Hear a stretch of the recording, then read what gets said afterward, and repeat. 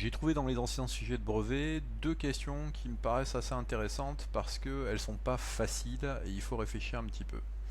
Alors ici, on n'est pas dans de la probabilité, mais on est dans de la fréquence. La différence entre la fréquence et la probabilité, c'est que la probabilité, c'est un résultat qui est théorique, et la fréquence, c'est un résultat qui est pratique. Je m'explique.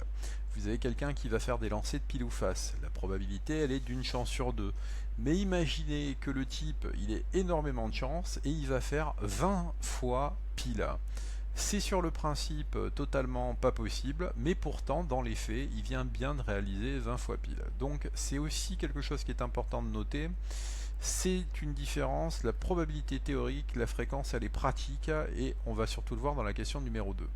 Alors ici on est dans le cas cette fois-ci d'une pièce qui est truquée. Donc déjà vous voyez, si elle est truquée, ça veut dire que ça va éliminer le 0,5 parce que elle n'est pas équilibrée, donc elle va pas tomber sur une chance sur deux.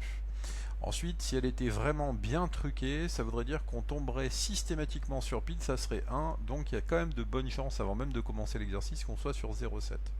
Alors, voilà ce qu'il faut regarder ici. On voit qu'on a une stabilisation de la pièce aux alentours de 70%.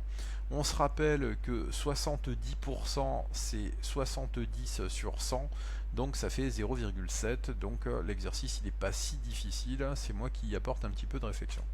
Ça rejoint ici ce que je viens de raconter tout à l'heure, c'est-à-dire qu'on est dans un dé équilibré, ça veut dire qu'il n'est pas truqué.